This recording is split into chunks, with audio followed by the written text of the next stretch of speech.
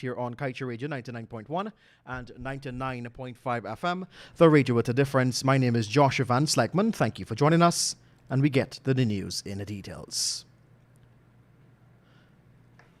In light of the fact that Guyana has no standards for flaring to govern the oil and gas sector, ExxonMobil's subsidiary Esso will be following its own rules for the Yellowtail project. Meanwhile, the exploration and production of crude oil in the exclusive economic zone offshore Guyana is anticipated to generate tens of thousands of tons of waste annually from the various sources including the supply vessels, drill ships, FPSO vessel and shore base, among others. This much is documented in the still-to-be-approved latest draft of Esso's cradle-to-grave waste management analysis done for the Payara project. The document submitted to the EPA is awaiting approval.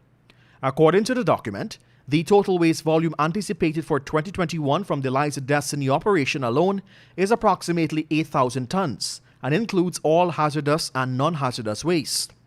Continued fulfilled development efforts for the Liza 2 development and additional drilling efforts is expected to generate approximately 6,000 tons year of total waste in both 2022 and 2023 as drilling winds down. And the Payara project continues its development drilling activities. We tell you now that the cost for the construction of the new Guyana Fire Service headquarters, a project which falls under the Ministry of Home Affairs, is estimated at some $648.6 million, according to the engineer's estimate. This cost was revealed yesterday during the opening of tenders at MPTAB. At the opening, 12 bids were received for the project. The Minister of Home Affairs, Robeson Ben, had announced back in June that the new location for the headquarters will be at Durban Park. The current headquarters is located in the congested Stabroek Market area, which hinders response time. Minister Ben, while announcing the new site, mentioned that the response times would be better and that there will be no more room for properly house, maintain, and deploy the assets. In February, the government in its annual budget presentation had allocated some $1.9 billion to the Guyana Fire Service to execute its plan for the year 2021. Meanwhile, the Bank of Guyana half-year report revealed that fish and shrimps production has been declining for 2 years now. This was revealed when the first 6 months of 2019, 2020, and 2021 were compared. According to the report, the fishing industry recorded mixed output performance, and this resulted into a smaller reduction of 6.6% compared to the 12.1% recorded in June 2020. It was also stated that while there was a decline in catches of fish and shrimp by 22.1% and 11.8% respectively due to the reduction of the number of fishing vessels operating. Earlier this month, reported that chemical changes in Guyana's coastal waters have caused a significant decrease in shrimp production. This was reported based on the information gathered from the Ministry of Finance 2021 mid-year report.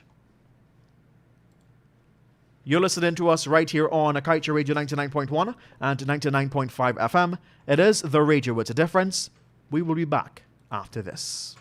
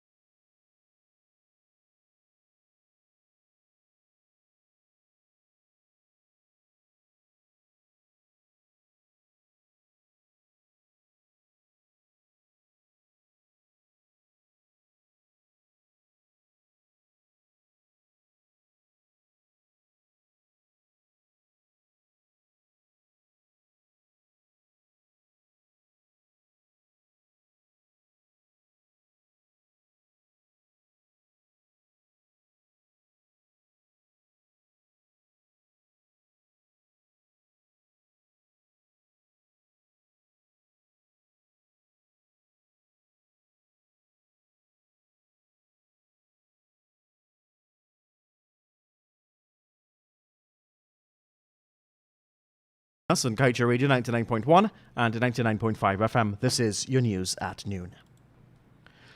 Deputy Speaker of the National Assembly, Lennox Schumann, is calling upon President Irfan Ali to consult with Leader of the Opposition, Joseph Harman, to make substantive appointments to the post of Chancellor of the Judiciary, Chief Justice, and as well as the Commissioner of Police and Chief of Staff of the Guyana Defence Force. In a letter to the President, Schumer noted that all 4 critical positions are filled by persons who are appointed in an acting capacity only.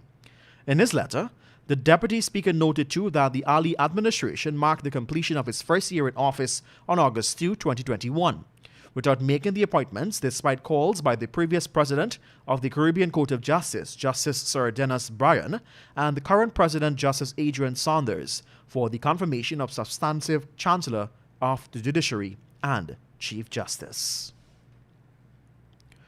With the time rolling on to 12 hours 13 in Guyana and right across the Eastern Caribbean, we turn our attention to your COVID-19 updates. Yesterday, the Ministry of Health reported that 2 more women who contracted COVID-19 have died. And as a result of this, Guyana's COVID-19 death toll has moved to 899. One of the women were unvaccinated, while the vaccination status of the other was unknown. Meanwhile, 66 new COVID-19 cases were recorded, bringing the total number of confirmed cases to 35,170. 23 patients are in the ICU, 76 in institutional isolation, 3,239 in home isolation, and 4 in institutional quarantine.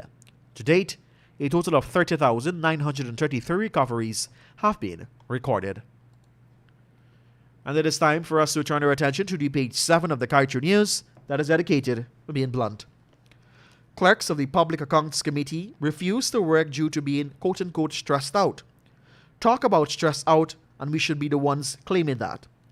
Guyanese politicians in government and opposition look for ways to neutralize this. They try ads and newsprints and libel suits. They poach our staff.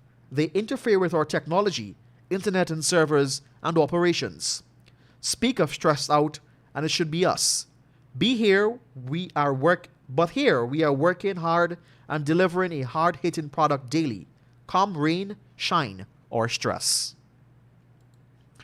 And with that, we've come to the end of your news package, your news at noon here at Kaieteur Radio 99.1 and 99.5 FM.